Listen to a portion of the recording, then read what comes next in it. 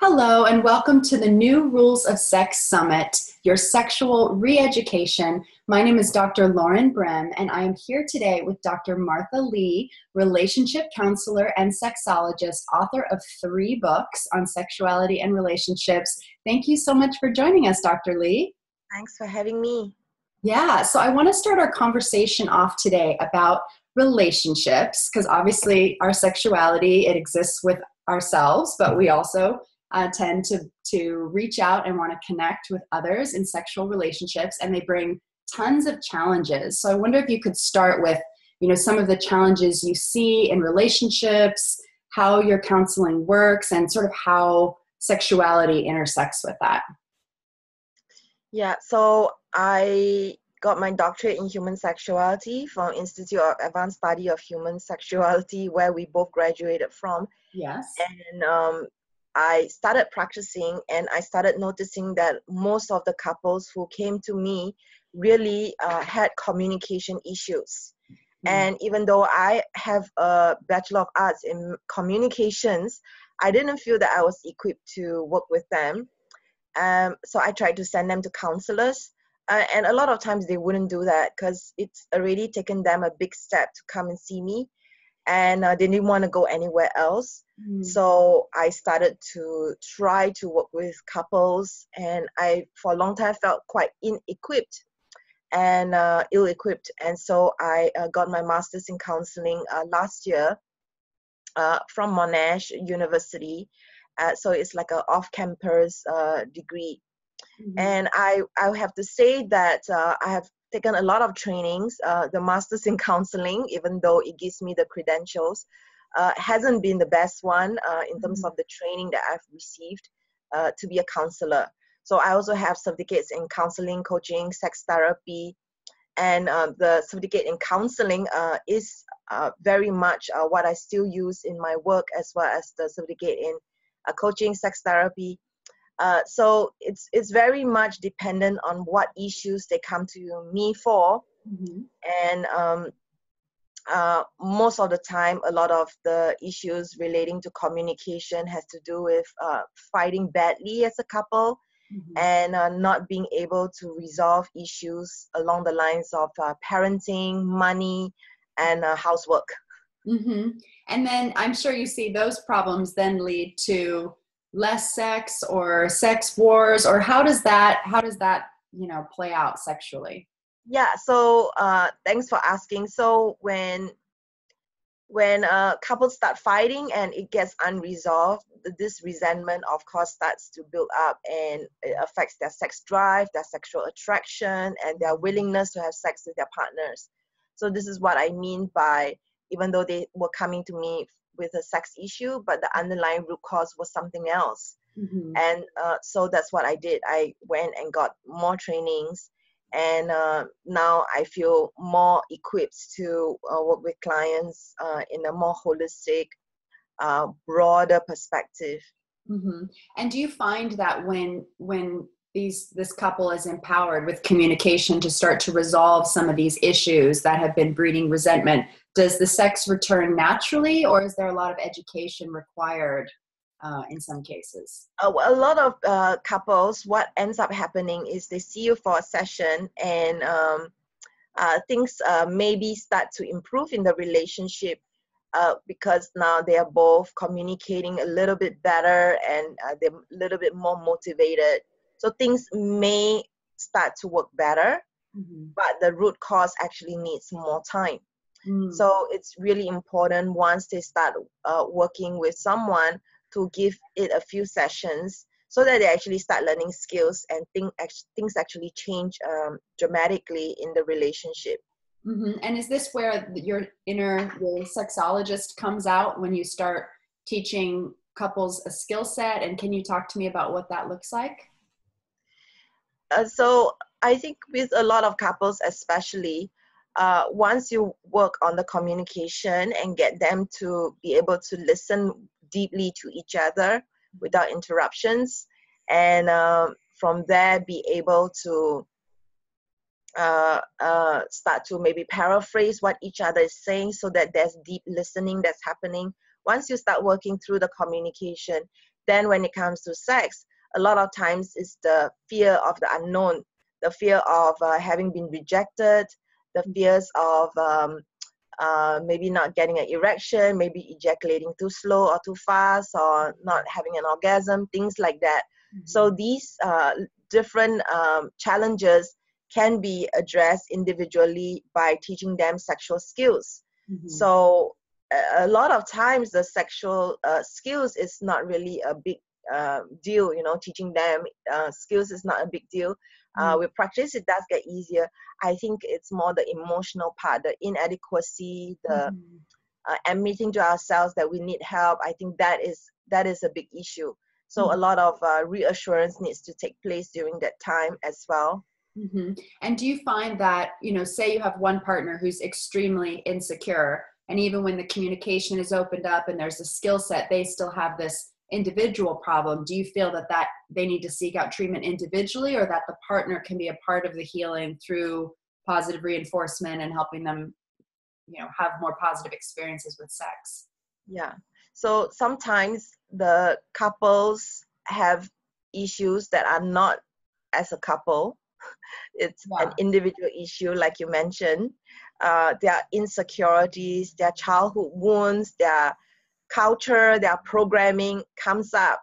And for instance, their different styles of dealing with conflicts can be a real challenge. And so sometimes, yes, I work with the one side of the client for some sessions. And so we come up with a treatment plan, and we decide like how we're going to approach different topics together in discussion.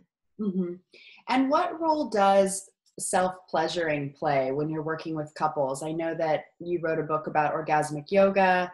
You teach the importance of self-pleasuring. Is that different for couples than for singles?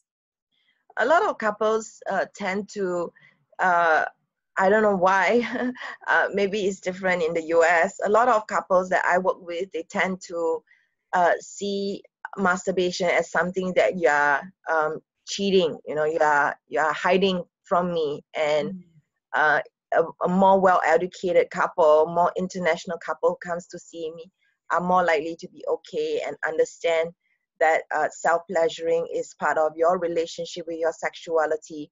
And your sexuality is something that you share with your partner. And so when they approach sex from a more empowered perspective, then this is when it's really great. So sometimes when it comes to working with couples, I have to deal with their beliefs or misconceptions around masturbation or self-pleasuring. And I do see that self-pleasuring is very important, and we need to give each other permission, and couples need to give each other permission to self-pleasure at their own time, because there will be times when they just want to do a quick one, and there are times when they want to go deeper into using their sexuality to heal themselves, maybe their heart, for instance. And so it's important that couples become educated to know that it's something that's okay. Yeah, it's amazing how, you know, you could walk in on your partner masturbating in bed or in the shower, and one person can go, "Ooh, are you touching yourself?" and enjoy it, and, you know, maybe ask if they could join or not. And another person could be horrified, like, "I want sex all the time with you, and here you are masturbating, and you didn't come to me." I mean, I've heard, you know, there's a huge spectrum of response to something as simple as that. But I think it's I've heard a lot of couples say that they don't talk about the masturbation they do. It's sort of this unspoken thing. So there's certainly a lot of taboo about it. Like, you owe your sexuality to the other person instead of being these independent sexual beings that share their bodies and their fantasies and share pleasure. Yeah, that's right. And so I wish more people would see that our sexuality is ours and it's ours to share. And just because you're married to someone, it doesn't mean that your desires, interests, hobbies belongs to the other person. As if now there's so much of this enmeshment that you are no longer an individual. You need to be a couple and also be individuals. And so this dual roles needs to be respected and be very sensitive around this. So it's really important to have clear boundaries, such as when the door is closed, it means I don't want to be disturbed. Things like that is really important as a couple to communicate. I love the halfway place too, between sort of traditional partnered sex, maybe, you know, penis and vagina sex, and solo sex. And then there's that beautiful place in the middle too, where you invite your partner to join you and they're kissing you or touching you in some way while you're enjoying your solo sex. And I think that's sort of a kind of beautiful place in between the two as well, where you can meet your partner. Yeah. So some people call it mutual masturbation. So this is when you're touching yourself and your partner is also involved. So a lot of couples, especially once they are paired up, they see penetrative sex as the best way or the real sex. And, you know, it gets boring. Anything that you do the same way for a long time is boring. So I encourage couples to think about having outer play, outer intercourse, no penetration, and they're shocked, you know, because it doesn't even cross their mind. So it's really interesting that we get caught up with what we think we should be doing when it comes to sex, and we forget how to be playful and creative. And so yeah, this is, I guess, the role that we do as sex educators and sexologists, that we start to point out things that seems obvious to us, but really do it in the name of supporting our clients to grow and have fun. Yeah, and there's so many different types of orgasm and different sensations you experience in this mutual masturbation, and I find it's easier to ask for what you want, because you can try different things, or touch me like this with the breasts or the vagina or the penis or the testes or the anus. Like all these different parts can get involved, and you can communicate more specifically. And I think you're right, it's a novelty. It mixes things up. There's so much to experience there. You write about heartgasm, and this is not something that you see written about too much. Can you talk to me about what that is for our audience? Sure. So in my book, Orgasmic Yoga, so that's my second book, and the term was actually coined by Joseph Kramer, who created the sexological bodywork certification that a lot of people are now graduates of. So in sexological bodywork, he taught me orgasmic yoga, and it took me a long time to really understand what he really meant from it. And once I really got into it, I love it, and decided to write a book about orgasmic yoga. So in orgasmic yoga, the book, I talk about heartgasms, and heartgasms is something that I learned from Barbara Carreras, who wrote the book Urban Tantra, and also created the professional training Urban Tantra. So it just totally makes sense, actually, if you just understand what it is, which is for instance, when we are in nature and we are awestruck by how beautiful the world is, sometimes our heart just opens up. So even with one breath, our heart just kind of starts to explode with pleasure. And that's what she calls a heartgasm.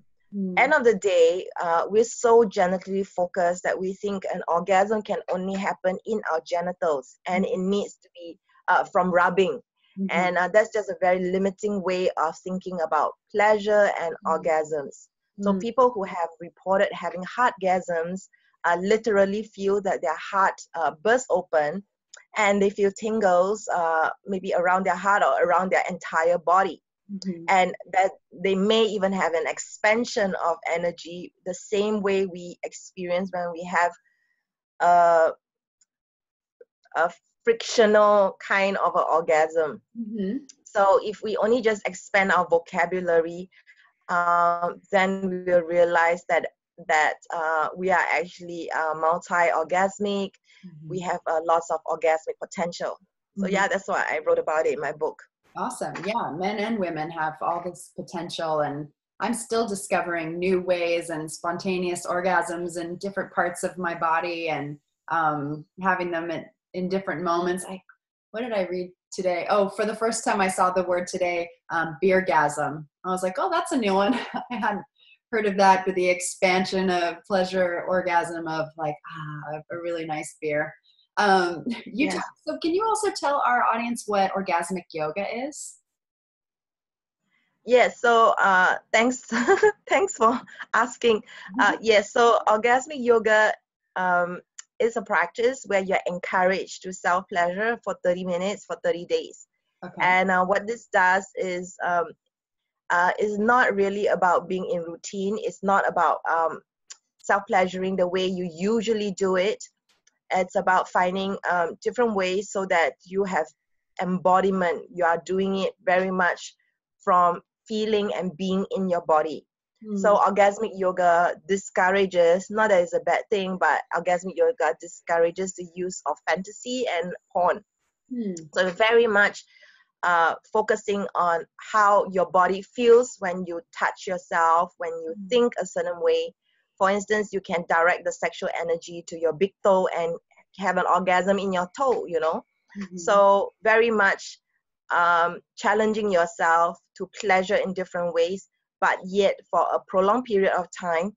And what this does is it creates new neural pathways in your body, and it allows your body to be much more flexible in terms of the way you think.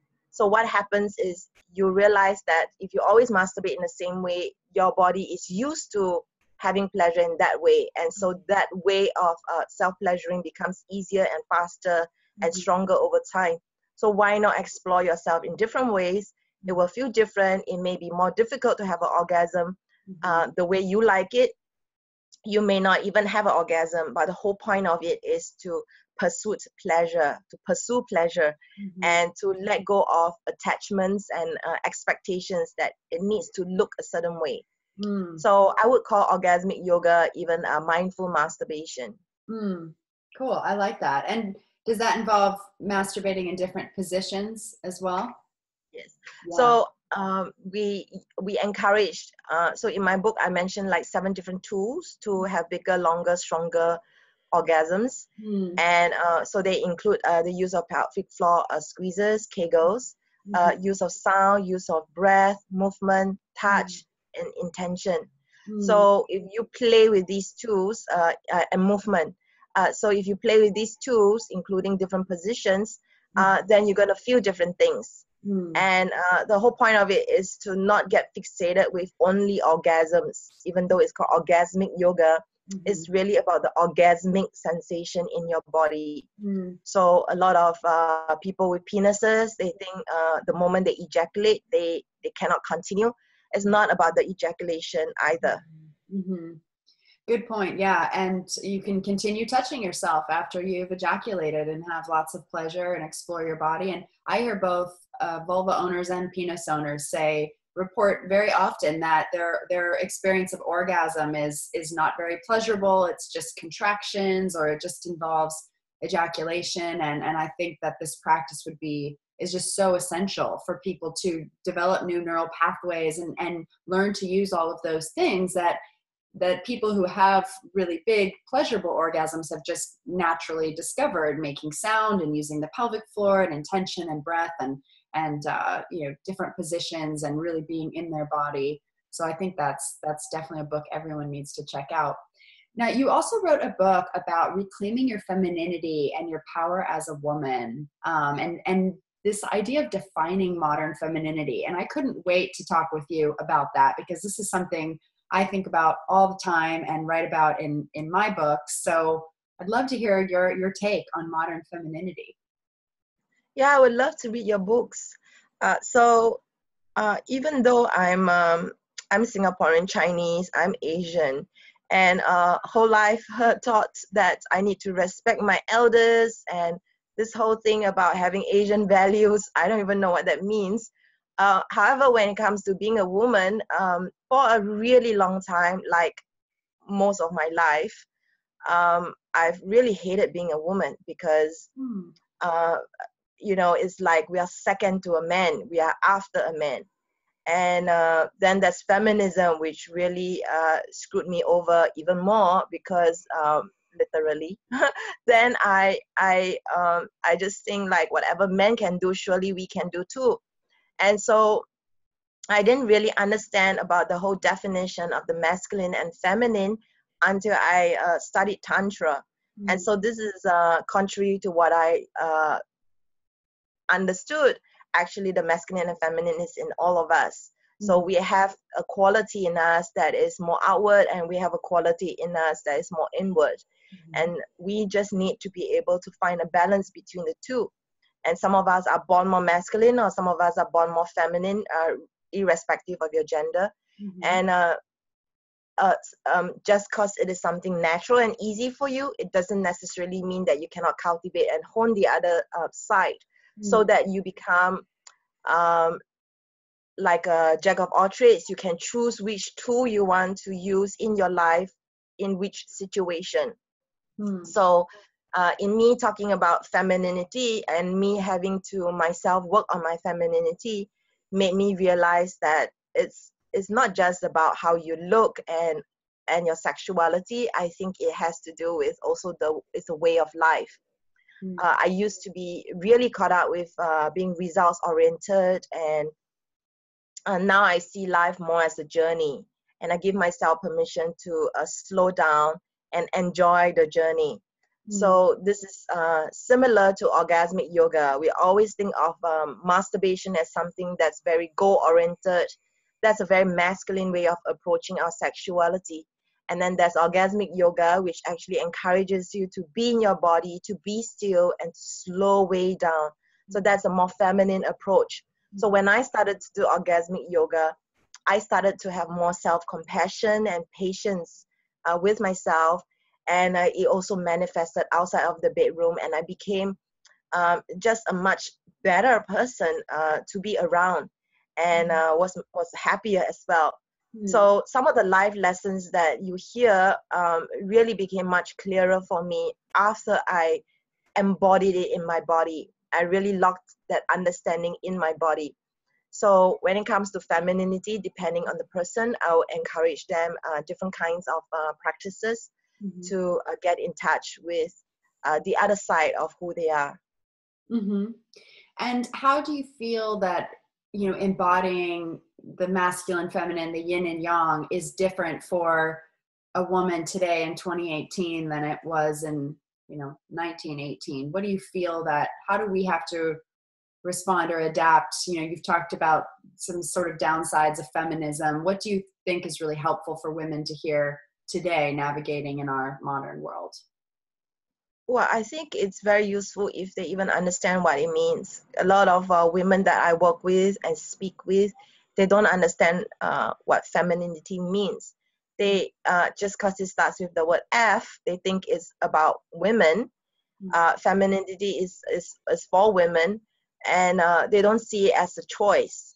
And so a lot of people my generation in Asia, I think we are taught that we need to rely on ourselves, take care of ourselves, and maybe in other parts of the world, and not rely on men, and not be stupid, study, work hard, get a job, have a career, save money, retire well. All these things that actually makes us feel really tired, because it's really like burning the fire inside us. And then we're tired and exhausted. So we are not taking care of ourselves. We're not really slowing down and understanding to listen to the internal energies inside us. So I think modern day women, they have a more difficult time for sure. There's a lot of expectations, and the world is very different when it comes to, for instance, dating. So many people just move on really quickly because there's so many choices nowadays with, for instance, the use of dating apps. So I think we are meeting people and also letting go of people in our lives very quickly. And all these things add to stresses. So what is your, one of the things I had wrote when I was looking through your website was that you look at the sexual conservatism and the sexual exploration. I mean, we live at a time where we can do so much sexual exploration, like you said, and kind of go from partner to partner. And yet we also, many of us have what would be considered kind of conservative values or longing to be in a monogamous relationship and have one partner. Like, how do you look at a balance between those, or is there not? It's just kind of person to person. What are your thoughts on that? Yeah, very much person to person, because I like to look at people as individuals. We have all our unique sense of history, background, upbringing, experiences, and you know, as coaches, we can't really push people to where they don't want to go. It's really about supporting them to where they do want to go. And so depending on where they are at, they may not be ready to hear the other things that are possible for them in their sex lives. For instance, I work with a lot of people who cannot consummate their marriage, who cannot have sex, don't know how to have sex. So they're not ready, they're not interested to hear about orgasmic yoga or multiple orgasms or BDSM or open relationships. They want us to be able to have sex. Yeah. So it's very much individuals where they're at. And people who are interested would be able to find lots of resources out there already for themselves. So I think our role is very much to facilitate discussions, introspection, and provide resources where needed. And what would you say to the single men and women out there who are, dating and having multiple sexual encounters? What do you feel as a sexologist is something important for them to know in navigating? Because we have the most single people we've ever had on the planet, right? I mean, marriage, it happens later and later. And so speaking to that audience, what would you say as a sexologist? Well, I like to cite the Bible. So the Bible says everything is permissible, but not everything is beneficial. So you can do anything, you can be anything sexually, however, is this beneficial for you? So not beneficial for somebody else, not just what other people are doing or your friends are doing. What do you want? So the first thing I ask anyone when they're single is, what do you want? Do you're happy doing this hookup and friends with benefits relationship, so on, then good for you. But what in your heart or hearts do you really want? So I invite people to not from a place of judgment, but from a place of invite. Because sometimes we say this is what we want, but actually we want something else, but we don't dare believe that it's possible. So in dismissing ourselves and letting fear have a place, we're not really happy. So usually I would invite people to really share with me or explore by themselves what is it that they really want. Because I believe that there is a lot of power in the intention that you set for yourself. And once you get clear about who you are and what you want, then you are approaching things from a place of power. And sure, you'll be like, oh, this is a phase that I just want to have hookups. By all means, do it, but do it with power. Do it knowing that this is what feels good to you and is right for you at that moment. So that's what I would say to all the singles out there. Yeah, absolutely. And I think basically the same issue comes up in couples too, with people needing to be true to what it is they really want. And people try to stay in couple or in a marriage, even though some part of their sexuality or desire has to stay repressed. Do you find that couples can often negotiate and find a middle ground? Have you seen couples have to split up because of sexual incompatibility? I think sometimes they split up because there's too much water under the bridge. It's just so much pain for so long that they're tired and they don't want to try anymore. But there are also couples who, we get into default mode. We just look at what they are like, what they want, and we try to please them. And by dismissing our own desires, needs, and wants, over time, we have resentment, and they can also sense that we're not speaking our truth. Mm-hmm. So in this quest to be nice and polite to each other, actually we're not doing anybody any favors. So once a couple is able to see that they shouldn't be doing that, and they are ready to be honest with each other, and even communicating their truth can sometimes mean a no to them. Actually, that's when the relationship is healthier. So I teach my clients to take back their power in that way. So instead of the coupling all the time, we're able to also see the importance of being individuals in a relationship. So so a lot of people, it's not that they don't want to be together, is they didn't have the skills to be together, and then they wait for too long, and there's too much pain. That's what I tend to see. And speaking of pain, do you work with couples that have a history of infidelity that are able to overcome that, especially if it was years of infidelity or multiple accounts of it?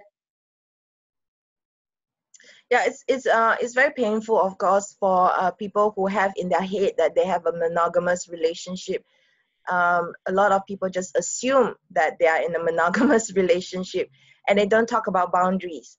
And I find that the people who tend to cheat on their partners, some of them are totally ill-prepared for the possibility that they can be a candidate.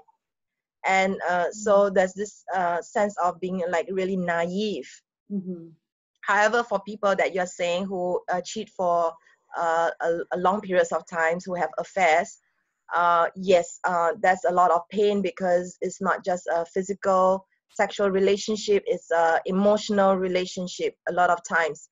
And so there's a lot of self-blame and self-doubt, and a lot of comparing that can happen on the other person.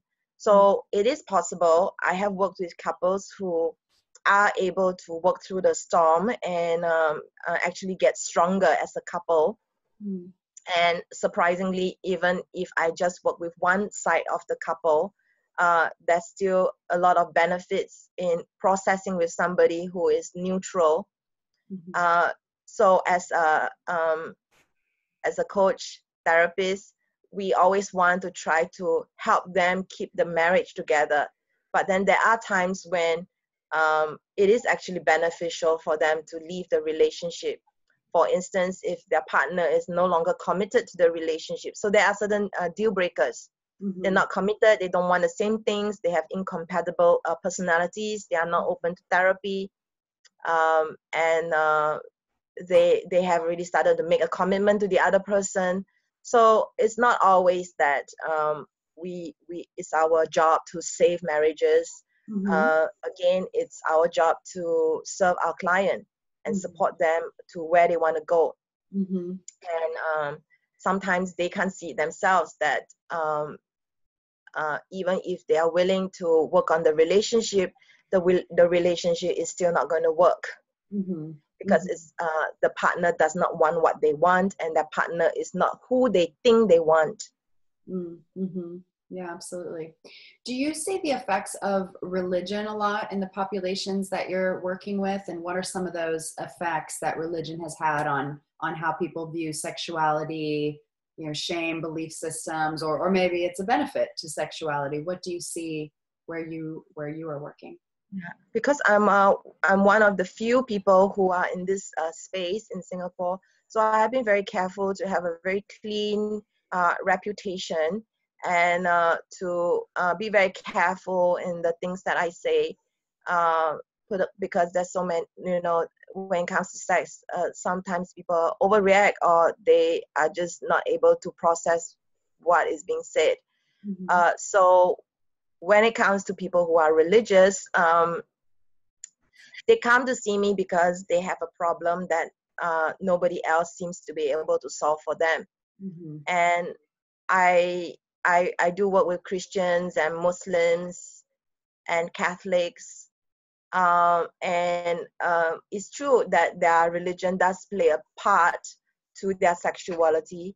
But then I also work with clients who are not very religious, but they're just culturally very conservative. In fact, I see more of those people who are culturally conservative. What happens with them is they just think, oh, we are Asian, so we don't have sex, so we wait till marriage. So some of these things that onto themselves rather than from religion. So yeah, with them, I just need to be very mindful what kind of approach I say, because it's important to be respectful of where they come from as well. That's interesting. So you see this cultural conservatism and people waiting to have sex until marriage because that just seems like the right thing to do. Yeah, very interesting. Yes, I see a lot of that. How interesting. Yeah, it's fun to talk to someone who's in such a different part of the world about what they're seeing, because I'm living here in LA and I know I'm seeing, I see specific things here. We see more open relationships. We see more spiritual people. We see, probably more kink people in the cities because there's access to it here. But I also have clients in Europe and Australia and more conservative parts of the United States. And it's interesting to hear all the different stories and see what people are up against in their different cultures, the way the culture supports them and their sexuality, or maybe works against their sexuality by, shaming them for any aspect of, what we do with our bodies, even how women get shamed for how they are in their marriages or how they birth their babies or, how they dress still, or if they, we even see that, like you discussed, being feminine in this culture, it's not equal to the masculine. And there's so many great books that talk about how a man and a woman can't be the same in the workplace, because the man will be seen as powerful for being assertive, but the woman will be seen as, being a bitch for doing the exact same thing, and has to sort of add in some extra niceness to sort of soften her assertiveness. So we're living in very interesting times and exploring what it is to be masculine and feminine, and redefining the roles of men and women and the role of sex in our lives. So it's a very fascinating time. So I'm grateful that there are people like you that people can schedule relationship counseling and coaching with and learn new sex skills from. I'd love to check out your books on orgasmic meditation. I think I need to refer some clients to your books for the 30-day self-pleasuring activity. That sounds like so great, because so many people, religion or their families have shut down their self-pleasuring, and they haven't spent any time doing that. And so they don't have a relationship to pleasure that's established. And that's really the foundation of everything, I think. Thank you very much for your summary. Love to summarize things up. Is there anything that you would really, this will be the last question, anything that you feel the world needs to know about sexuality as a sexologist? Like, what's something you just really want to see change in the world in relationship to sexuality? I would like the word normal to be taken out. Yeah. This is the most common question that I always get, right? Is this normal? Is this normal? What is normal sex frequency? A lot of questions around what is normal. I wish we could just take out normal and just let everything be. There's no normal. Everything is what it is. We are all different. We have different desires, and as long as we're not hurting anybody without consent, it's all okay. It really is. And it's not our duty or responsibility to impose or care what other people do in the privacy of their bedrooms. So just focus on yourself and just have fun. Awesome. That's a good message. So where can people get your books, find you online? Where should they get more information? Yeah, so you can get any of my 3 books on Amazon, and you can also find me on my website. That's eroscoaching.com. Eros So coaching. Mm-hmm. yeah, so on my website, I also list all my online classes and also books. So yeah, just check it out. And if there are any ways that I can support you, help your friend, just let me know. Fantastic. Thank you so Thank much, you. Dr. Lee. And thank you everyone for joining us for this interview, and we will see you at the next one. Bye-bye.